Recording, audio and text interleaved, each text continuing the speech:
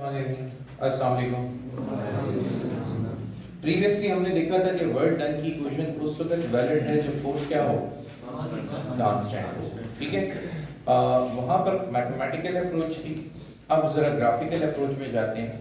Graphical approach में हम work done bye constant force from a graph कैसे calculate करेंगे और work done by variable force from a graph कैसे calculate करेंगे, ये हमें चेक करना होगा। ठीक है, सो लेट्स स्टार्ट विद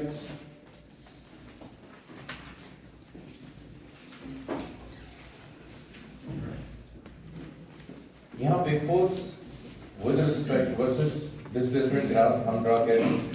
अच्छा, फर्स्ट कीजिए कि जब बॉडी रेस्ट पर थी तो आपने उसके ऊपर एक कांस्टेंट फोर्स 10 न्यूटन अप्लाई किया। अब बॉडी मोशन करेगी और इस दौरान डिस्प्लेसमेंट कवर करेगी 1 2 3 4।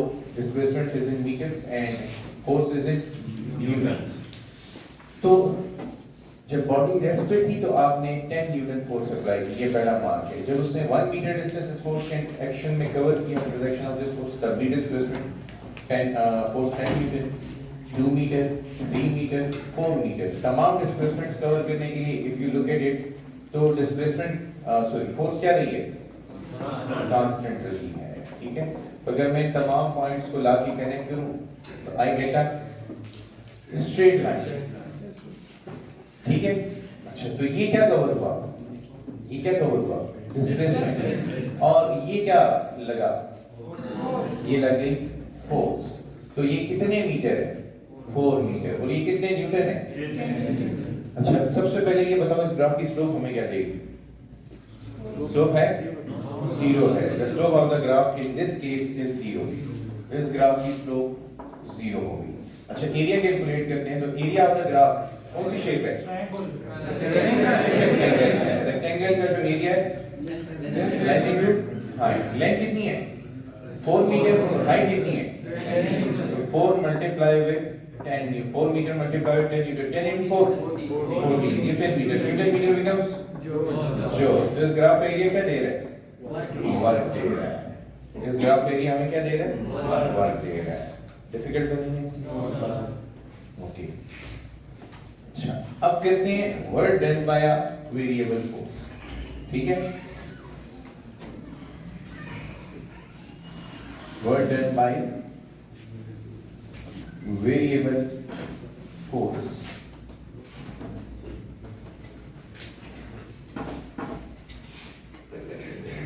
अच्छा, सिमिलर स्टैट्स के साथ एक और ड्रा करेंगे। ठीक है,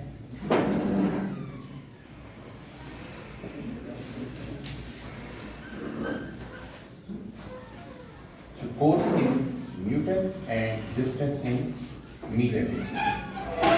1 2 3 4।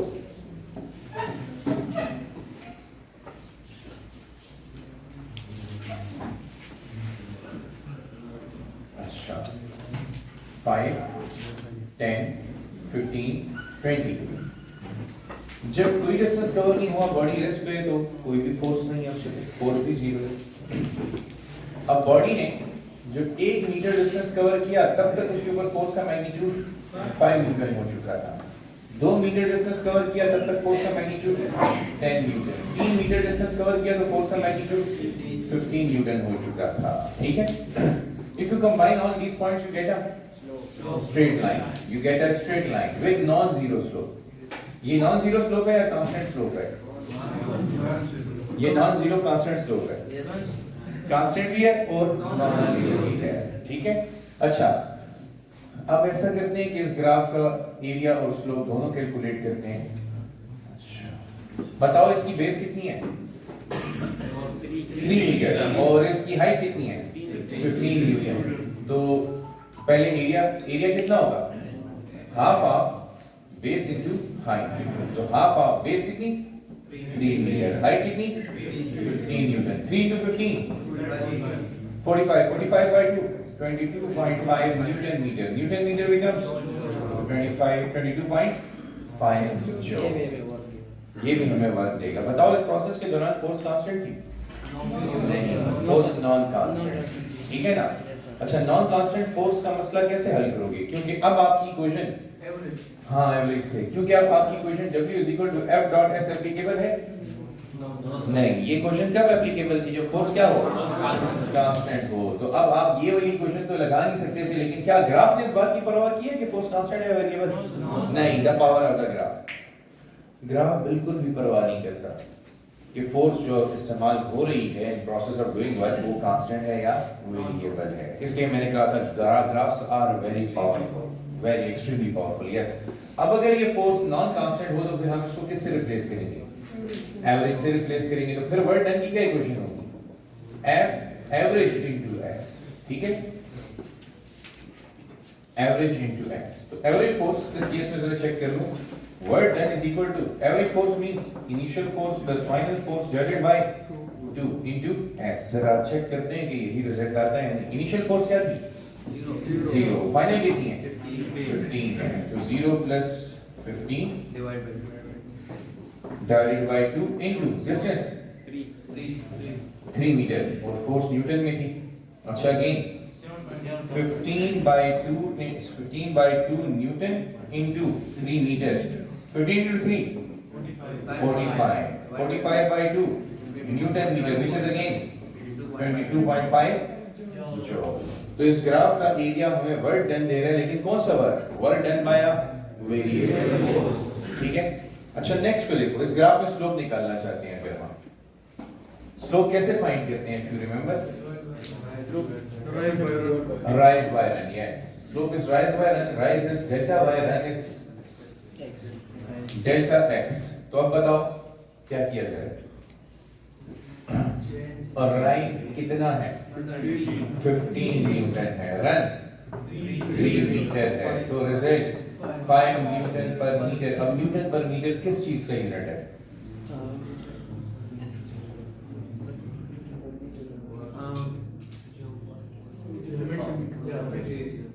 न्यूटन मीटर से जरूरत है, वो तो हो चुका है। न्यूटन पर metre, impulse newton into second, newton पर मीटर स्क्वायर तो प्रेशर का यूनिट है। अब ये कौन सी क्वांटिटी है? अच्छा, ये पढ़ी हुई है इस वजह से पूछ रहा हूँ, ना पढ़ी होती तो पूछता भी ना। आई मीन लोअर क्लासेस में आप लोगों ने पढ़ी थी। लोअर क्लासेस में चलो मैं बता भी तो सुनिए, आप लोगों ने 9 में भी पढ़ा हुआ, 10 में भी पढ़ा हुआ। हाँ, स्प्रिंग कांस्टेंट या force constant. Excellent, well done. Yes, I didn't expect कि कोई भी बता सकेगा, क्योंकि रिकॉल करना मुश्किल था। If you remember, Hooke's life is equal to kx, याद है ना? मैंने भी कितनी दफा ये पढ़ाया आप लोगों को चैप्टर नंबर 3 में, position dependent force. So F by x is equal to k, where k is the spring constant। तो अब देखो स्प्रिंग कांस्टेंट का यूनिट क्या आ रहा है? न्यूटन पर मीटर। तो ये आपको क्या दे रहा है? स्प्रिंग कांस्टेंट दे रहा है। समझ आई कुछ? इस ग्राफ की स्लोप आपको क्या देगी? स्प्रिंग कांस्टेंट देगी। याद रहेगा इंशाल्लाह। अच्छा, अब ऐसा करते हैं कि work done by variable force में दो केसेस और स्टडी करते हैं। वो है work done by force of varying magnitude but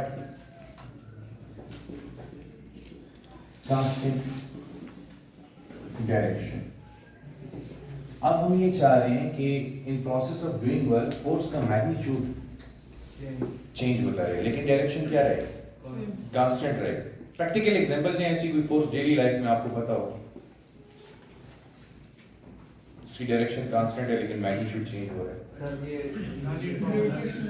gravitational force, इसकी डायरेक्शन हमेशा towards the centre of the earth है, लेकिन जैसे जैसे ऑब्जेक्ट ऊपर जाएगा फोर्स का मैग्नीट्यूड कम होगा, नीचे आएगा ज्यादा होगा। तो it is a force of varying magnitude but constant direction. हम ये पढ़ क्यों रहे हैं? क्योंकि डेली लाइफ में जिन फोर्सेस को हम एक्सपीरियंस कर रहे हैं दे आर नॉट कांस्टेंट। अच्छा, आप ग्रेविटी की तरफ गए हो, एक और भी तो देखो, ये जो स्प्रिंग फोर्स है पोजीशन डिपेंडेंट। समझ आई कि नहीं आई? ये भी तो एक ऐसी फोर्स है जिसका मैग्नीट्यूड चेंज होता है लेकिन डायरेक्शन सेम। अब बताओ, जब इस मास स्प्रिंग सिस्टम ऑसिलेट करता है तो force is always directed towards mean position. Force is always directed towards mean position. और जैसे जैसे मीन पोजीशन से डिस्टेंस ज्यादा होगा फोर्स भी ज्यादा लगानी पड़ेगी, डिस्टेंस कम होगा तो फोर्स भी कम लगानी पड़ेगी। तो ये आपके पास पोजीशन डिपेंडेंट। अच्छा, पोजीशन डिपेंडेंट फोर्सेस में ये कमाल है, कूलम फोर्स को भी देख लो। कूलम फोर्स को भी अगर आप देख लो, म्यूचुअल फोर्स है, वो भी किस तरफ डायरेक्टेड, न्यूक्लियस की तरफ इलेक्ट्रॉन को ले जाना चाहती है। अगर एक प्रोटॉन और इलेक्ट्रॉन को देखो, हाइड्रोजन एटम को ले लो, तो कूलम फोर्स क्या चाहती है, इलेक्ट्रॉन किधर आ जाए, न्यूक्लियस की तरफ आ जाए, सेंटर डायरेक्टेड फोर्स है। तो अब इस फोर्स की डायरेक्शन कांस्टेंट है, सेंट्रीपिटल फोर्स का रोल अदा कर रही है ये फोर्स, इसकी डायरेक्शन कांस्टेंट है। और अगर इलेक्ट्रॉन हायर शेल में जाएगा तो फोर्स कम होगी, लोअर शेल में आएगा तो फोर्स ज्यादा होगी। तो ये वेरिएबल फोर्सेस हैं। अब इन फोर्सेस का मैग्नीट्यूड कैलकुलेट करने के लिए एक बेसिक ट्रिक समझाना चाह रहा है आपको। ग्राफिकली इन फोर्सेस का मैग्नीट्यूड आप कैसे कैलकुलेट करेंगे, क्योंकि ये तो वेरिएबल फोर्सेस हैं ना।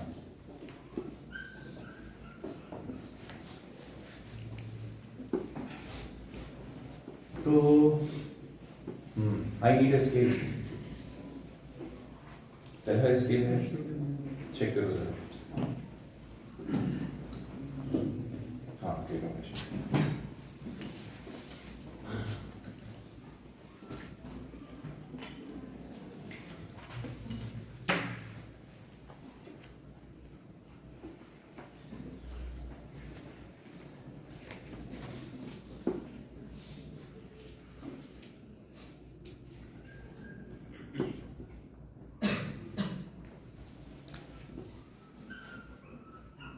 अच्छा, यहां पर force along y axis and distance along x axis, ठीक है, डिस्टेंस इज इन मीटर्स, ठीक है। अच्छा, मतलब होल्ड इट फॉर मी। देखो इधर मैं यहां पे ड्रॉ कर देता हूं बॉडी एक पॉइंट A से पॉइंट B तक या किसी इनिशियल पोजीशन xi से xf फाइनल पोजीशन तक जा रही है। बताओ इस दौरान फोर्स का मैग्नीट्यूड कांस्टेंट है या वेरिएबल? बताओ इनिशियली क्या हो रहा है, फोर्स का मैग्नीट्यूड बढ़ रहा है या कम हो रहा है, और उसके बाद मैक्सिमम हुआ और उसके बाद यहाँ पे आप देख रहे हैं, यहाँ पे आके किसी पॉइंट पर फोर्स का मैग्नीट्यूड मैक्सिमम है, तो यहाँ से आगे फोर्स का मैग्नीट्यूड बढ़ रहा है और इसके बाद फोर्स का मैग्नीट्यूड कम हो रहा है, ठीक है। अच्छा, इसको अटेम्प्ट करने के लिए 4 स्टेप फॉलो करो। बताओ यहाँ पे फोर्स कांस्टेंट है या वेरिएबल? वेरिएबल है। पहले से बता देते हैं कि थीटा हमारे पास 0 डिग्री है। थीटा कितना है? ये किसके दरमियान एंगल? फोर्स और डिस्प्लेसमेंट के दरमियान। तो फोर्स और डिस्प्लेसमेंट के दरमियान एंगल 0 है, फोर्स एक ही डायरेक्शन में अप्लाई हो रही है, लिहाजा फोर्स की डायरेक्शन तो कांस्टेंट होगी। फर्स्ट रो पॉजिटिव एक्स के अलावा आपने फोर्स अप्लाई की। अब रह गया मैग्नीट्यूड, जो कि कम या ज्यादा होगा, ठीक है। तो पहला स्टेप ये है कि जब आपके पास वेरिएबल फोर्स आए तो divide all the path into small length elements. तमाम पाथ को जिस पे फोर्स एक्ट कर रही है स्मॉल लेंथ एलिमेंट्स में डिवाइड कर दो। देना तक मुझे, तो इसको स्मॉल लेंथ एलिमेंट्स में डिवाइड करते हैं like this. This is length element 1, this one's length element 2, और ये length element 3। तो इस तरह करते करते हम तमाम पाथ को छोटे छोटे लेंथ एलिमेंट्स में डिवाइड कर देंगे।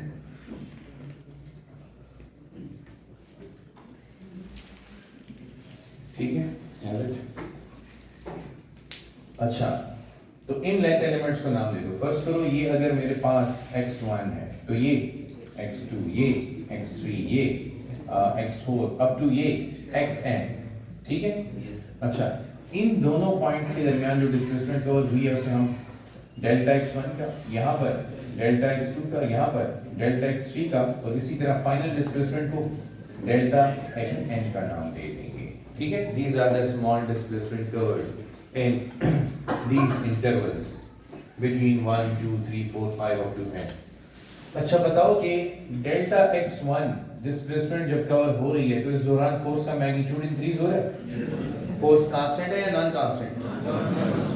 अगर नॉन कांस्टेंट फोर्स हो तो उसको किससे रिप्लेस करेंगे? एवरेज से रिप्लेस करेंगे। मिसाल के तौर पे अगर यहाँ पे फोर्स है Fi, यहाँ पे फोर्स है एफ ये इनिशियल फोर्स और ये फाइनल फोर्स। तो अब बताओ एवरेज कैसे फाइंड करोगे? सम divided by 2, initial plus final divided by 2। तो मैं इधर एवरेज सिर्फ मेंशन करता हूं कि एवरेज के तरीके हमारे पास initial force plus final force divided by, अच्छा मिसाल के तौर पे अगर इनिशियल फोर्स 10 होती, फाइनल फोर्स 20 होती डिवाइडेड बाय 2, तो एवरेज फोर्स क्या होती? 15 10 और 20 के मिडिल पॉइंट पे है है या नहीं? यस, रियलाइज इट कि ये जो 15 है ये 10 और 20 के मिडिल पॉइंट पे, इसका मतलब कि मेरी एवरेज फोर्स इन दोनों के मिडिल पॉइंट पर होगी कि नहीं होगी? तो इन दोनों के मिडिल पॉइंट पर मैं एवरेज फोर्स ड्रॉ कर देता हूं, ये रही एवरेज फोर्स में, ठीक है। अच्छा, तो पहला स्टेप है हमारा, पहला step divide whole path into small length element. ये लिख देते हैं, divide whole path into small length elements. तमाम पाथ को छोटे छोटे लेंथ एलिमेंट्स में डिवाइड कर दो। ब्रैकेट में मेंशन करने के delta x1 delta x2 delta x3 up to delta xn, ठीक है। अच्छा, सेकंड को देखो, second find average force on each length interval. तो find average force on each length element, I would say हर लेंथ एलिमेंट पर force find कर लें। तो फर्ज कीजिए कि यहाँ पे जो एवरेज फोर्स है उसका नाम है F1। सिमिलरली यहाँ पर जो एवरेज फोर्स होगी उसका नाम F2 होगा। यहाँ पर जो एवरेज फोर्स होगी उसका नाम F3 होगा। यहाँ पर जो एवरेज फोर्स होगी उसका नाम F4 होगा, ठीक है। और यहाँ पर जो एवरेज फोर्स होगी उसका नाम F5 होगा। इसी तरह इस तमाम पाथ को इतने छोटे छोटे लेंथ एलिमेंट्स में डिवाइड करें क्योंकि ऊपर एवरेज फोर्स फाइंड करना भी आसान हो और ये एवरेज फोर्स इन तमाम लेंथ एलिमेंट्स पर कांस्टेंट हो। ये Fn, इसको नाम नहीं देते, बस यहाँ तक काफी है। अच्छा, इस ग्राफ का एरिया हमें क्या देता है? We know force versus displacement graph का एरिया हमें क्या देता है? 1। और ये फोर्स कौन सी है? कांस्टेंट फोर्स है। ये कौन सी है? वेरिएबल है। और ये कौन सी है? ये भी वेरिएबल है। लेकिन आप बताओ F1 कौन सी फोर्स है? F1 कौन सी फोर्स है? एवरेज। और वो कांस्टेंट है या नहीं? ग्राफ को देखो जरा, लेंथ एलिमेंट डेल्टा x1 पर एक्ट करने वाली जो फोर्स है F1 वो कांस्टेंट है कि नहीं है? यस। लेकिन इस ग्राफ का एरिया हमें वर्क देता है। तो मिसाल के तौर पे अगर मैं इस ग्राफ का कुछ एरिया मिस कर देता तो क्या एक्यूरेट कैलकुलेशन होगी वर्क की? नहीं, कुछ एरिया मिस किया तो वर्क मिस किया हमने कुछ ना कुछ। बताओ इस ग्राफ में भी कुछ एरिया मिस हुआ है कि नहीं? अगर आप देखो तो F1 के ऊपर इतना एरिया ग्राफ का मिस हो गया कि नहीं हो गया?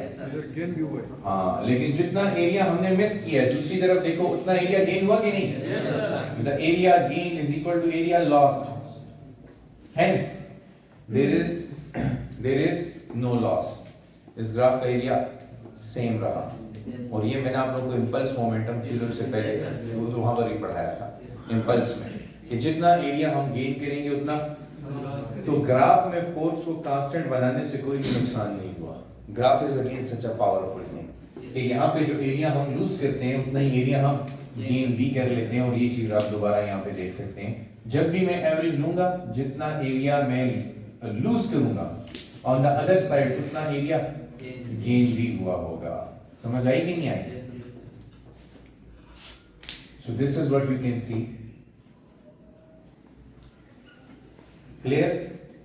ओके, अब ऐसा करो कि हर लेंथ एलिमेंट पर एवरेज वर्क डन कैलकुलेट करो। तो calculate average work on each length element.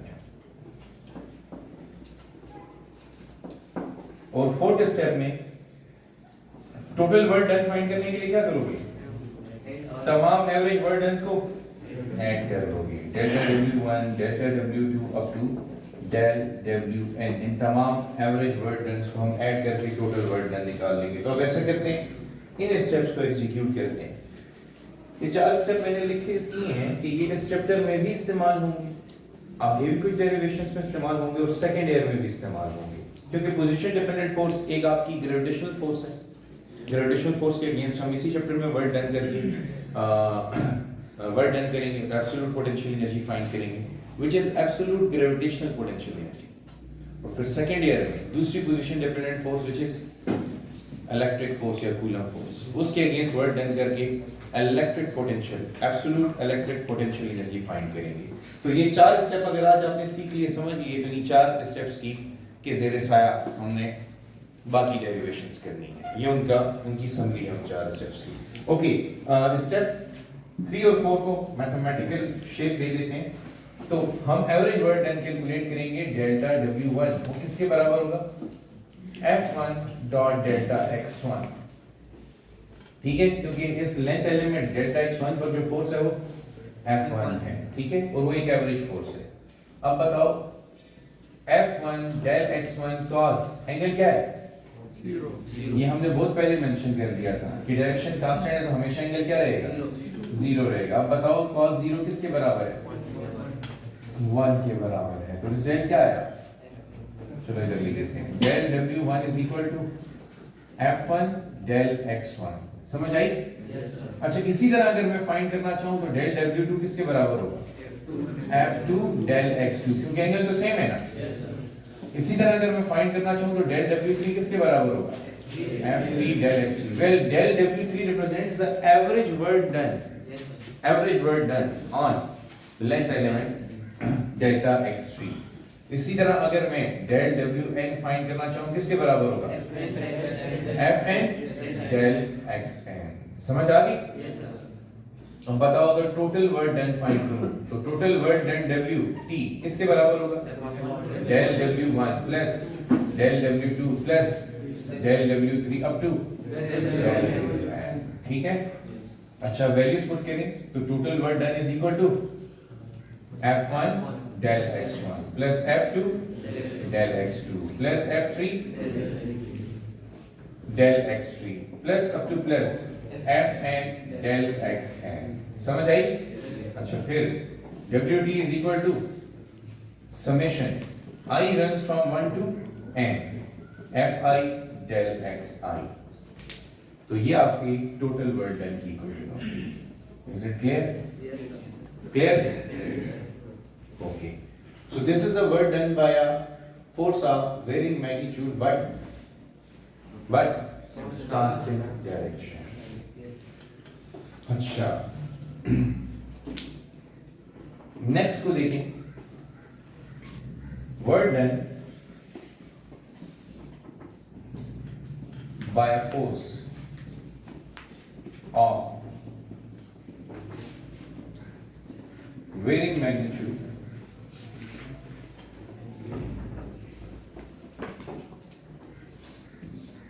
as well as varying direction। अच्छा, ऐसी एग्जांपल दो जिसमें फोर्स का मैग्नीट्यूड भी चेंज हो रहा हो, डायरेक्शन भी चेंज हो रही है।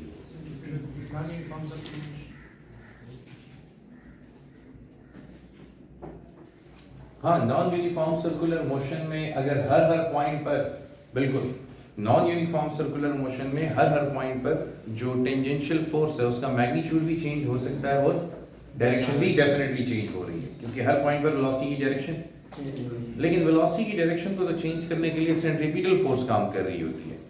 सेंट्रीपिटल फोर्स, अब सेंट्रीपिटल फोर्स तो सेंटर डायरेक्टेड है, वो चाहेगी कि ऑब्जेक्ट सेंटर की तरफ आए, और जो ऑब्जेक्ट की अपनी फोर्स है वो उसको वेरियस डायरेक्शंस में ले जाना चाह रही है विद वेरिंग मैग्नीट्यूड। तो नॉन यूनिफॉर्म सर्कुलर मोशन में फिर ये पॉसिबिलिटी है। एक और पॉसिबिलिटी लेक्चर के स्टार्ट में मैंने बताई थी,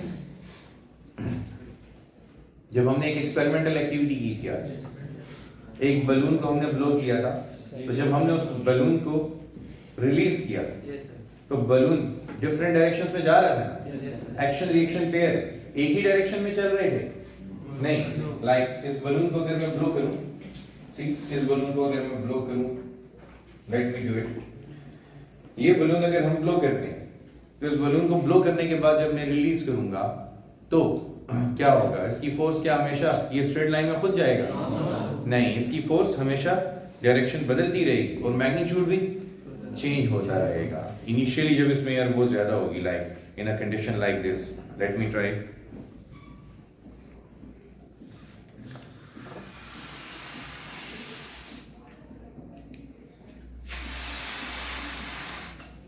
अब अगर मैं इसको रिलीज करूं, ठीक है, देखा आप फिर स्लो मोशन में देखिए, ठीक है। सो जब मैंने इसको रिलीज किया तो आपने नोटिस किया फोर्स की डायरेक्शन चेंज हो रही थी और मैग्नीट्यूड भी चेंज हो रहा था। तो this is a work done by a force of varying magnitude as well as direction. Magnitude भी चेंज हो रहा है और डायरेक्शन भी चेंज हो रही है। अच्छा, अब क्या करेंगे, वो 4 स्टेप पुराने रहेंगे। अच्छा बताओ इस टॉपिक में और पिछले टॉपिक में फर्क क्या है? डायरेक्शन। डायरेक्शन कौन कंट्रोल करता है पोलर फॉर्म में? एंगल कंट्रोल करता है पोलर फॉर्म में। अच्छा, यहाँ पर भी फोर्स और डिस्प्लेसमेंट के दरमियान एंगल यहाँ पे तो कांस्टेंट था, लेकिन यहाँ पे चेंज होगा। सी हियर, इधर देखो, इसकी डायग्राम बना दो। यहाँ पर force in newtons and let's say displacement in metres. तो इधर देखो, मैं यहाँ से स्टार्ट करता हूँ। बताओ, अब मैं अगर डायरेक्शन की बात करूं तो किसी भी पॉइंट पर फोर्स की डायरेक्शन देने के लिए उस पॉइंट का क्या ड्रॉ करना पड़ेगा? टेंजेंट ड्रॉ करना पड़ेगा। फॉर एग्जांपल, इस पॉइंट पर अगर मैं फोर्स की डायरेक्शन फाइंड करना चाहता हूं तो इस पॉइंट का टेंजेंट इस डायरेक्शन में होगा, इस पॉइंट का टेंजेंट इस डायरेक्शन में होगा, इसी तरह इस पॉइंट का टेंजेंट इस डायरेक्शन में होगा कि नहीं? अच्छा, अगर मैं इन स्टेप्स को फॉलो करूं जो मैंने यहाँ पे लिखे हैं, divide whole path into small length element. So मैं ऐसा करता हूँ, थोड़ी देर के लिए इन टेंजेंट्स को हटा देता हूँ, उस सारे पाथ को छोटे छोटे लेंथ एलिमेंट्स में डिवाइड करूँगा। तो ये हो जाएगा लेंथ एलिमेंट del x1, ये length element del x2, del x3, del x4, 5 इस तरह up to final length element delta xn, del x1, del x2, del x3, del x4। ये वेरियस लेंथ एलिमेंट है। अब हर लेंथ एलिमेंट पर यहाँ इस point का टेंजेंट ड्रॉ कर दो, ठीक है। इसी तरह इस पॉइंट का भी टेंजेंट ड्रॉ करो, इस पॉइंट का भी टेंजेंट ड्रॉ करो, इस पॉइंट का भी टेंजेंट ड्रॉ करो। तो अगर आप देखो, यहाँ पे फोर्स F1, यहाँ पे फोर्स F3, तो यहाँ पे फोर्स Fn होगी। अच्छा, अब बताओ इन तमाम फोर्सेस के एंगल सेम है या डिफरेंट है? डिफरेंट है, ठीक है। इसको जरा मैग्नीफाई कर देते हैं जी जी। हाँ, स्मॉल लेंथ एलिमेंट्स बेसिकली वो स्मॉल इन्फिनिटेसिमली स्मॉल डिस्प्लेसमेंट्स हैं। अच्छा, अब देखो इधर, यहाँ पे आप देख रहे हो लेंथ एलिमेंट del x1 पर फोर्स F1 अप्लाई हुई है। तो इस वक्त इनके दरमियान फर्स्ट करो एंगल है θ1, यहाँ पर एंगल है θ2, यहाँ पर एंगल θ3। तो देखो, आपका पहला स्टेप वही है, divide whole path into small length elements. अच्छा देखो, आई एम इन फोकस और नॉट? इसको जरा फोकस में ले, मैग्निफिकेशन कम कर लो, ठीक है, थैंक यू। अच्छा ओके, इधर देखो, divide whole path into small length elements, पहला स्टेप सेम है है कि नहीं? अच्छा, फिर find average force on each length element. तो मैंने यहाँ पर जो एवरेज फोर्सेस हैं उनको F1, F2, F3, F4 जो कि एंगल्स डेल्टा, जो कि एंगल्स θ1, θ2, θ3, θ4 पे या θn पे एक्ट कर रहे हैं। फिर calculate work done on each length element. तो अब ये थर्ड स्टेप से शुरू करते हैं जो हमने यहाँ किया था। देखो, डेल्टा W1 किसके बराबर होगा? F1 डॉट del x1, जो F1 cos F1 del x1 cos θ1 के बराबर होगा, ठीक है। ओके, इसी तरह बताओ डेल्टा W2 किसके बराबर होगा? F2 del x2 cos θ2। इसी तरह बताओ डेल्टा Wn किसके बराबर होगा? Fn del xn cos θn। अब बताओ टोटल वर्क डन कैसे फाइंड करोगे? तो total work done is the sum of all the average work done, del W1 del W2 up to del Wn। समझ आई? अच्छा, फिर work done is equal to del W1 F1 del x1 cos θ1, F1 del x1 cos θ1 plus F2 del x2 cos θ2। इसी तरह अगर हम चलते चले जाएं तो fn del xn cos theta n। समझ आई? अच्छा, अब इसको समेशन ऑपरेटर से कॉम्पैक्ट फॉर्म में लिख दो। कैसे लिखोगे? बोलो। Summation I runs from, runner 1 से कहां तक जा रहे हैं? क्योंकि यहाँ पे 1 से n तक मेंशन किया हुआ है हमने। और अब subscript fi del xi cos theta i। Compact form में लिखना चाहते हो तो summation dot product form i runs from 1 to n fi dot del xi लिख दो। इसमें फिर ये cos थीटा छुपा रहेगा। समझ आ गई? ओके।